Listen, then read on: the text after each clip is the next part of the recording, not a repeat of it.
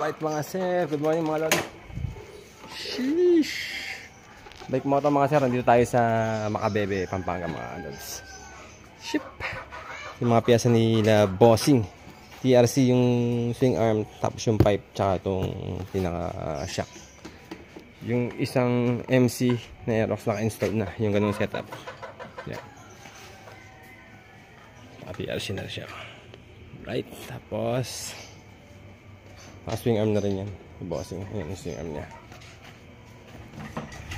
Install natin mga sir, disc brake nito. Team brake mo ito. Pogi ng mga motor. So yung mags nito mga sir, RCB na puti. So dinala nila sir sa vulcanizing para mapalitan yung gulong. Right.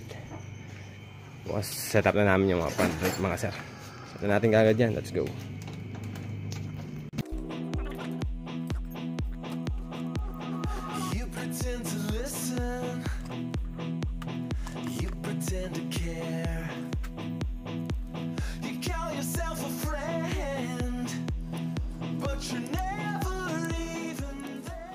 Tayo dito sa mga motor nila Bossing.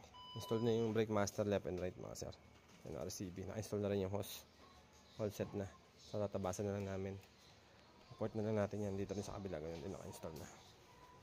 Waiting na lang dun sa mags para dito sa dalawang rear disc brake natin. Right. Install na yung mags mga boss. Ibang disc brake yung boss. Kasi brake na kasi talaga nila yun sa kanan.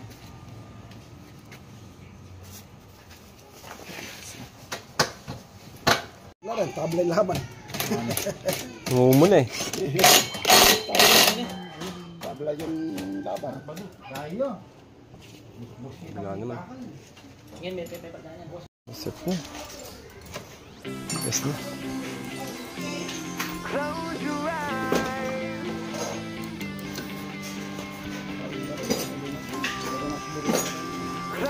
Testing natin.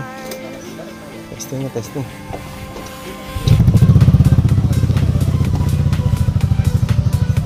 Testing natin. Wala, labas na yung Aerox dito pogi. Checking, checking, road test, testing. Road testing.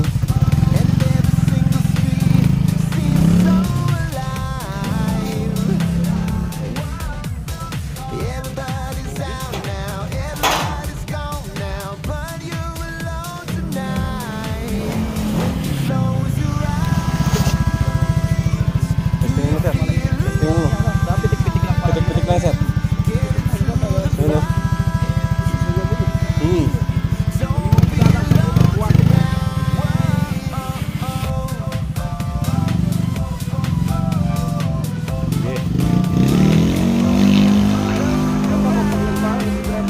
Nanginibang ako. Diba yung nakagawin?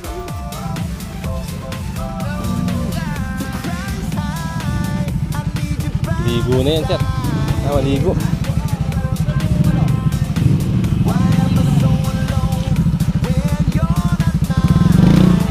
Takpin natin naman.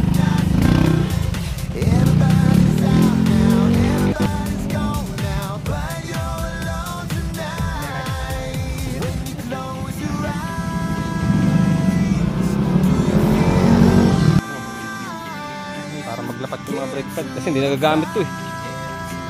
Tapos yan, nakatambay na naman siguro to.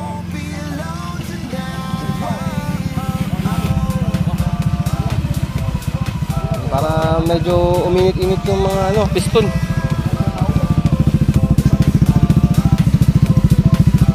Yung foam sir, natin makabit kasi naka-open eh, kailangan nakaganyan. Kaya mo rin.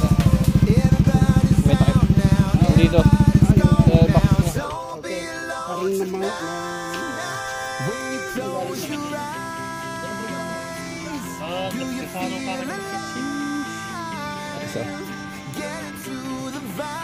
boss. Moto.